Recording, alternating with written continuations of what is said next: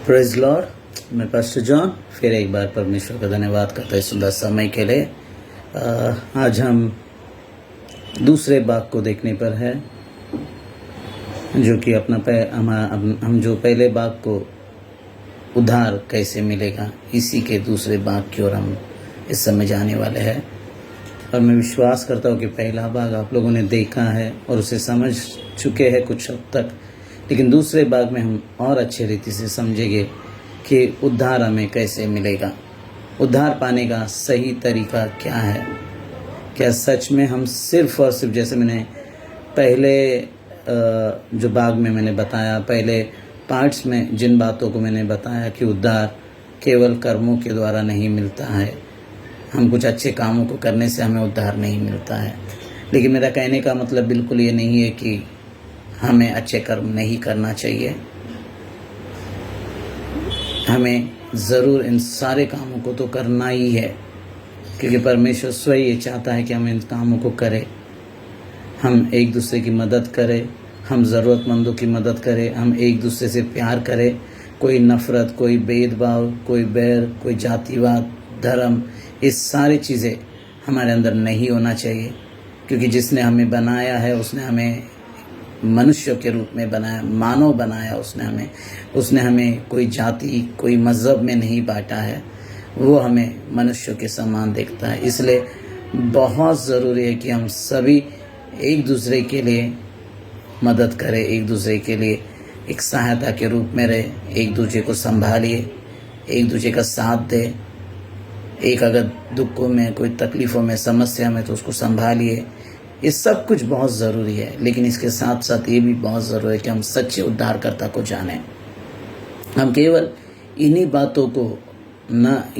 बातों को आधार बना कर ये ना समझे कि इतना काफ़ी है कर, क्योंकि सृष्टिकर्ता परमेश्वर जिसकी खोज हम सभी करते हैं, क्योंकि हम सभी को पता है एक दिन हमें इस धरती को छोड़ना है। एक दिन इस धरती को छोड़कर हमें एक ऐसे लोक में जाना है जहाँ पर हम सभी कहीं ना कहीं ये विश्वास करते हैं कि एक परमेश्वर है जो न्याय करेगा, वो सृष्टिकर्ता है जो न्याय करेगा। जिस दिन हमें उसके सामने खड़ा रहना पड़ेगा, तब हम क्या जवाब देंगे? तब हम किन बातों को रखकर सफाई देंगे? क्या सिर्फ हम अपने कर्मों को रखकर ये बोलेंगे कि मैंने सब कुछ किया है इसलिए मुझे अपना लो? तो शायद वो परमेश्वर हमें नहीं अपनाएंगे, वो हमें स्वीकार नहीं करेंगे, क्योंकि उन्होंने जो उद्धार का मार्ग हमारे लिए रखा था। क्योंकि बिना उद्धार पाए हम उस परमेश्वर को नहीं मिल सकते हैं, और उस परमेश्वर ने हमारे लिए उद्धार का मार्ग को बनाया है। उद्धार के मार्ग को उन्होंने हमें रखा है हमारे लिए, लेकिन आज हम उसे स्वीकार नहीं करते हैं, आज हम उस पर विश्वास नहीं करते हैं। जैसे मैंने पहले भाग में कहा कि मैं जहाँ पर आके रुका कि यीशु ही मार्ग, सत्य और जीवन है। वही परमेश्वर है, वही यीशु मसीह है जो हमें उद्धार के मार्ग पर ले चल सकता है। वही है जो यीशु मसीह जो हमें उद्धार दे सकता है। वही है जो हमें सृष्टिकर्ता परमेश्वर से मिला सकता है। इसलिए यीशु मसीह कहता है कि बिना मेरे कोई पिता के पास नहीं जा सकता। वो अगर सृष्टिकर्ता परमेश्वर को अपना पिता कह रहा है तो सोचिए, ये कोई साधारण बात नहीं है। सृष्टिकर्ता को अपना पिता कहना ये कोई हल्की बात नहीं है। कोई भी ऐसे ही अपने आप को मैं उस सृष्टिकर्ता का बेटा होकर के नहीं कह सकता है। जब तक ये अधिकार उसके पास नहीं होगा कि वो उसका बेटा है, इस बात का उसके पास सबूत नहीं होगा, वैसा किसी को भी कोई भी नहीं कह सकता। हम भी किसी को भी अपना पिता नहीं कह सकते। हम उससे ही अपना पिता कह सकते जो सच में हमारे जन्म के लिए कारण बना है। हम उसे ही अपना पिता कह सकते, हम किसी को भी अपना पिता नहीं कह सकते। यीशु मसीह भी वो सृष्टिकर्ता परमेश्वर का पुत्र है, और ये वचन भी साबित करता है। केवल ये बात यीशु मसीह अपने तरफ से नहीं कह रहा, लेकिन वचन में भी हम देखेंगे क्या वो सृष्टिकर्ता परमेश्वर भी उसे अपने पुत्र के समान स्वीकार करता है। क्या वो उस यीशु मसीह को भी अपना पुत्र कहता है? यीशु मसीह शायद हो सकता है कि हम बोले कि यीशु मसीह ने बोला कि वो उनका पुत्र है, लेकिन क्या वो सृष्टिकर्ता परमेश्वर ने भी उन्हें अपना पुत्र के रूप में स्वीकार किया है। तो ये भी तो जानना बहुत ज़रूरी है। आइए हम वचन को देखें और वचन के द्वारा समझे क्या उस परमेश्वर पिता ने भी उसे अपना पुत्र स्वीकार है। देखिए यहाँ पर हम वचन देखेंगे, लूका उसका 3 अध्याय वचन 21 और 22 को जब हम पढ़ते हैं, वहाँ पर लिखता है, जब सब लोगों ने बपतिस्मा लिया और यीशु भी बपतिस्मा लेकर प्रार्थना कर रहा था तो आकाश खुल गया। देखिए सबसे पहली बात, वहाँ पर जब बपतिस्मा लिया जाता है यरदान की उस नदी में, यूहन्ना जो बपतिस्मा देने वाला था, यूहन्ना के पास बहुत से लोग आए बपतिस्मा के लिए, और उन सभी के बाद यीशु मसीह भी खुद वहाँ पर बपतिस्मा लेने आए। लेकिन जब यीशु मसीह ने बपतिस्मा लिया, वहाँ पर कुछ और बातें हुई जो सभी के लिए नहीं हुई, हर एक के लिए नहीं हुई वो बातें, सिर्फ और सिर्फ यीशु मसीह के लिए। वहाँ पर लिखा गया वचन की आसमान खुल गया उसके लिए, उनके लिए आसमान खुल गया। क्यों आसमान खुल गया, क्या हो गया जब आसमान खुल गया? तो वहाँ पर लिखा है, आगे हम पढ़ेंगे, और पवित्र आत्मा शारीरिक रूप में कबूतर के समान उस पर उतरा और यह आकाशवाणी हुई, तू मेरा प्रिय पुत्र है, मैं तुझसे प्रसन्न हूँ। हालेलुया। देखिए ये कितनी अद्भुत बात है कि स्वर्ग खुल गया और पहली बार आत्मा शारीरिक रूप धारण किया, यानी एक कबूतर के रूप को धारण कर लिया और उनके ऊपर आकर ठहरा। और ये यही तक नहीं रुका, लेकिन खुद स्वयं सृष्टिकर्ता परमेश्वर अपनी वाणी को सुना रहा है, उस भीड़ में अपनी वाणी को सुना रहा है, अपने आवाज़ को देकर कह रहा है कि ये मेरा प्रिय पुत्र है जिससे मैं आज प्रसन्न हो। देखिए कितनी अद्भुत बात है कि आकाश खुल जाता है, पवित्र आत्मा एक शारीरिक रूप में उतर आता है और खुद परमेश्वर पिता जो सारी कायनात का मालिक है, सारे सृष्टि का करता है, हाँ हम सृष्टि में जो भी बातों को देख रहे हैं, सब कुछ सब कुछ को जिसने बनाया है, उसने किसी को अपना पुत्र नहीं कहा। इसके पहले कई लोग वहाँ पर आए लेकिन किसी को अपना पुत्र कर कर नहीं कहा। लेकिन जब यीशु मसीह वहाँ पर आए तो वचन कहता है कि उनके लिए आसमान खुला और परमेश्वर ने बातें की, सृष्टिकर्ता पिता ने अपने पुत्र को प्रकट किया, वहाँ पर कहा ये मेरा प्रिय पुत्र है। इसलिए यीशु मसीह इतने कॉन्फिडेंट हैं, इसलिए यीशु मसीह ने कहा कि वो मेरा पिता है, मेरे बिना तुम उनके पास जा ही नहीं सकते। फिर तुम कुछ भी कर लो, तुम चाहे कितने कार्यों को कर लो, तुम कितने क्रियाओं को कर लो, जब तक यीशु मसीह को अगर हम अपने जीवन में स्वीकार नहीं करेंगे, यीशु मसीह पर अगर हम विश्वास नहीं करेंगे, यीशु मसीह को उद्धार करता कर नहीं मानेंगे, हम नहीं जा सकते। ये एक ही नहीं, एक और वचन भी देखें जहाँ पर और हमें पता चले कि सच में यीशु मसीह ही परमेश्वर का पुत्र है। क्या सच में यीशु मसीह ही वो पात्र है जो उद्धार दे सकता है? क्या यीशु मसीह वो जरिया है जिसके द्वारा मोक्ष को पा सकते हैं, जिसके द्वारा मुक्ति को पा सकते हैं? क्या सच में यीशु मसीह के द्वारा एक कार्य हो सकता है?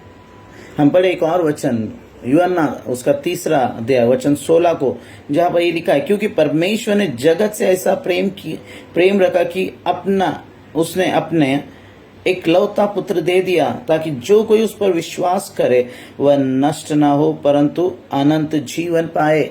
यहाँ पर बहुत स्पष्ट रीति से कह रहा है कि परमेश्वर यानी कौन है? परमेश्वर, सृष्टिकर्ता परमेश्वर स्वयं बातें कर रहा है कि उसने जगत से ऐसा प्रेम किया। जगत से यानी किससे? चीजों से नहीं, वस्तुओं से नहीं, प्राणियों से नहीं, पेड़ पौधों से नहीं, उसने आपसे और मुझसे प्रेम किया है।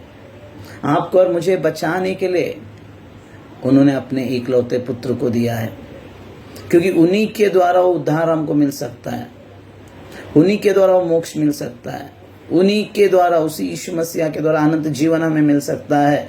इसके बिना कोई रास्ता नहीं है हमारे पास। वही हमारे मार्ग है, वही हमारे लिए सत्य, वही हमारे लिए जीवन है। इस बात पर हमें विश्वास करना बहुत ज़रूरी है। देखिए खुद परमेश्वर पिता बोल रहा है इस बात को, अपनी वाणी को दे रहा है खुद। कोई मनुष्य नहीं बातें कर रहा है यहाँ पर, कोई मनुष्य ने इस बातों को नहीं लिखा। एक स्वयं परमेश्वर की बातें जो मनुष्य के द्वारा लिखी गई है, लेकिन ये बातें परमेश्वर के स्वयं परमेश्वर कह रहा है कि उन्होंने जगत से प्रेम किया है और अपने एकलौते पुत्र को दे दिया ताकि क्या ना हो, जो कोई उस पर विश्वास करे वो नाश ना हो, लेकिन क्या है है ना, अनंत जीवन पाए। यानी उद्धार क्या हमें लेकर आता है? अनंत जीवन में ले जाता है। मुक्ति हमें कहाँ ले जाती है? अनंत जीवन में। मोक्ष हमें अनंत जीवन में ले जाते हैं। लेकिन उसके लिए रास्ता कौन है? क्या सिर्फ पुण्य कर्म ही है? क्या दान धर्म ही है? क्रिया अच्छे काम ही है? क्या एक ही रास्ता है? नहीं, ये एक ही रास्ता नहीं है। हमारे लिए यीशु मसीह पर विश्वास करना जरूरी, क्योंकि यीशु मसीह ही वो रास्ता है। उनके बिना हमारे हर कार्य अधूरे ही है। उनके बिना हम कितने भी अच्छे कर्म कर लें, जैसे वचन में हमने पढ़ा पिछले टाइम रोमियो की पत्री में, कि कर्मों के द्वारा खोज किया, विश्वास के द्वारा नहीं। अगर आप यीशु मसीह पर विश्वास कर अपने कर्मों को जब करते हो, तो सही मायने में आप उस परमेश्वर पिता के संतान कहलाते हो। आप कोई दास नहीं रह गए, हम कोई दास नहीं है, हम कोई गुलाम नहीं रह गए। हमें उन्होंने पुत्र कहा है, लेकिन ये पुत्र का अधिकार हमें यीशु मसीह के द्वारा ही मिल सकता है। ये पुत्रत्व हमें, उद्धार का अधिकार हमें यीशु मसीह के द्वारा ही मिल सकता है। इसके लिए परमेश्वर ने कहा यहाँ पर कि वो एकमात्र है। उन्होंने अपने इकलौते पुत्र को दे दिया। और देखिए और वचन कहते, परमेश्वर ने अपने पुत्र को जगत में इसलिए नहीं भेजा कि जगत पर दंड की आज्ञा दे, परंतु इसलिए कि जगत उसके द्वारा उद्धार पाए। Hallelujah, praise God. यहाँ पर बहुत स्पष्ट रीति से कह रहे कि जगत किसके द्वारा उद्धार पाना चाहे? परमेश्वर के पुत्र के द्वारा जगत का उद्धार होगा, उसके बिना नहीं होगा। उन्होंने अपने पुत्र को भेजा इस धरती पर, उन्होंने अपने इकलौते पुत्र को भेजा। ये यही यीशु मसीह है, इसके अलावा कोई और रास्ता नहीं है हमारे लिए। अगर आपको सच में उद्धार को पाना है, अगर सच में आप मुक्ति को पाना चाहते हैं, मोक्ष को पाना चाहते हैं, तो केवल पुण्य क्रियों पर मन लगाने से नहीं, केवल बुद्धि ज्ञान की बातों को सीखने से नहीं, यीशु मसीह पर विश्वास करने से ही आपको उद्धार मिलेगा, आपको मुक्ति मिलेगी, आपको मोक्ष मिलेगा, क्योंकि इसके अलावा नहीं है। क्या ये सच में यीशु मसीह ही उद्धार करता है करके कैसे और कैसे हम साबित करेंगे? और कौन सी बात है जो ये बताएगी कि सच में यीशु मसीह ही है उसका पुत्र, यीशु मसीह उनका बेटा है करके? और किन बातों से हमको ये पक्का हो जाएगा? आइए हम एक और वचन देखें, मत्ती उसका 17वां अध्याय वचन 5 में देखे, वहां पर भी बहुत स्पष्ट रीति से खुद परमेश्वर पिता यीशु मसीह के लिए बात कर रहे हैं। हम देखे 5वां वचन को जब हम पढ़ते हैं, यहाँ पर लिखा है, वह बोल ही रहा था कि एक उजाले बादल ने उन्हें छा लिया और उस बादल में से यह शब्द निकला, यह मेरा प्रिय पुत्र है जिससे मैं प्रसन्न हूं, इसकी सुनो। किसके बारे में बोल रहा है? खुद सृष्टिकर्ता परमेश्वर, जिसकी खोज हम सभी कर रहे हैं ना आज अलग अलग रीति से, जिसको हम संसार में खोज रहे हैं, जिसको हम कहाँ कहाँ पर तो खोज रहे हैं। कण कण में हम बोलते हैं कि वो बसा हुआ है, इसलिए हम उसे कभी पेड़ में खोजते हैं, कभी पौधों में खोजते हैं, कभी सूरज में देखते हैं, कभी चांद में देखना चाहते हैं, कभी सितारों में देखना चाहते हैं, या कभी हम उसे जानवरों में देखते हैं, प्राणियों में देखते हैं। हम सृष्टि में ही परमेश्वर को खोजने में लगे हुए हैं, सृष्टि में ही परमेश्वर को खोजने लगे, लेकिन जिसके द्वारा वो हमें मिल सकता है हम उस पर ही विश्वास नहीं कर रहे हैं। देखो खुद यीशु मसीह के बारे में यहाँ पर वो सृष्टिकर्ता परमेश्वर पिता बातें कर रहा है कि ये मेरा प्रिय पुत्र है, इसकी सुनो, इसकी बातों पर विश्वास करो, ये जो रास्ता बता रहे उसे अपनाओ, ये जिस तरीके को, ये जिस बातों को सिखा रहे उसको मानो।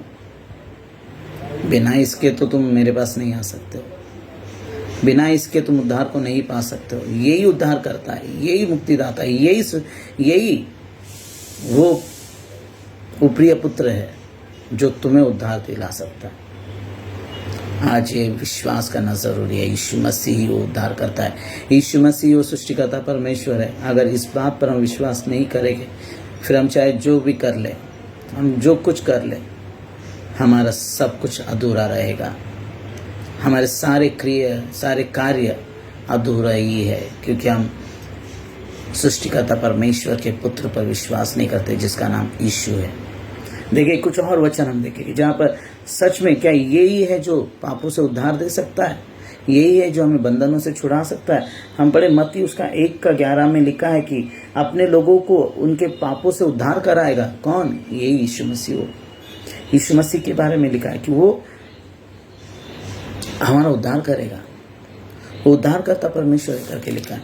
और हम देखेंगे लूका उसका 2:30 में लिखा है, एक नबी, एक भविष्यवक्ता जो उनके बारे में बातें करते हैं। क्या कहता है उन्होंने? देखो यीशु मसीह के बारे में क्या कह रहा है वहां पर 2:30 में जब हम पढ़ते हैं,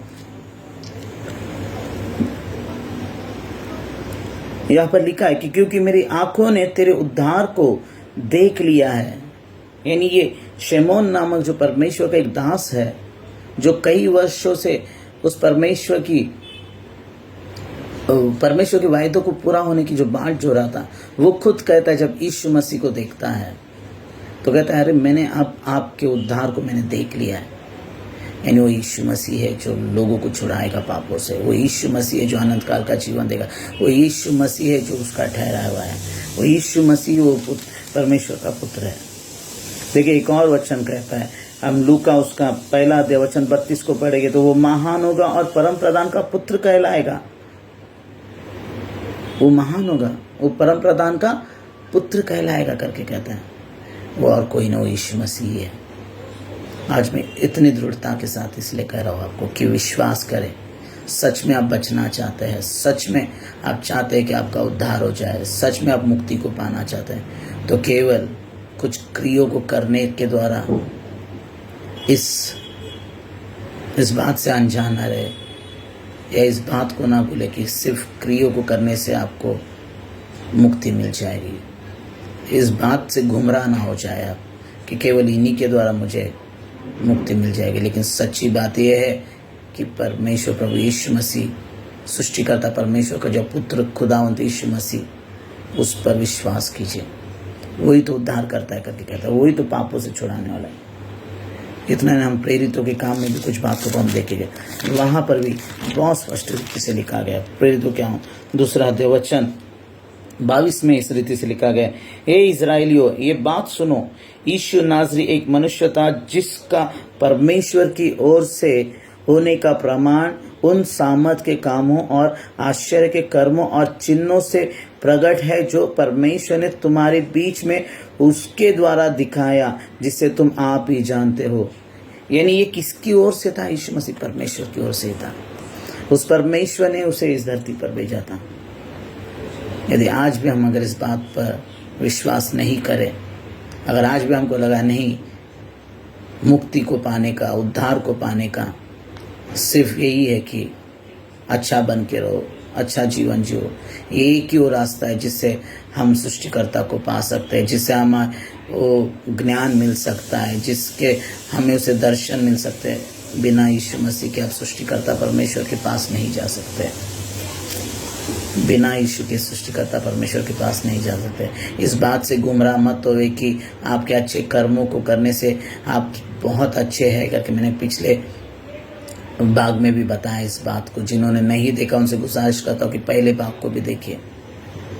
आज जिस तरीके से इंसान, एक मनुष्य सृष्टिकर्ता को खोज रहा है, जिस पर वो आधार रखा हुआ है कि यही जो तरीका है मुझे सृष्टिकर्ता परमेश्वर से भेंट कराएगी, यही वो रास्ता है जो मुझे उद्धार की ओर, मुझे मोक्ष की ओर, मुझे अनंत जीवन की ओर, मुझे मुक्ति की ओर ले जाएगी, तो सिर्फ एक रास्ता नहीं है, ये वो तरीका नहीं है, एक और रास्ता है। ये सब कुछ हमारे लिए करना परमेश्वर की मर्जी है। हमें सच में इस सारे कार्यक्रम के जितने भी काम है उसे करना है, लेकिन उसके साथ में हमें उस सृष्टिकर्ता परमेश्वर के पुत्र पर विश्वास भी करना है, क्योंकि पिता के पास जाने वाला, सृष्टिकर्ता परमेश्वर से मिलाने वाला केवल और केवल यीशु मसीह है।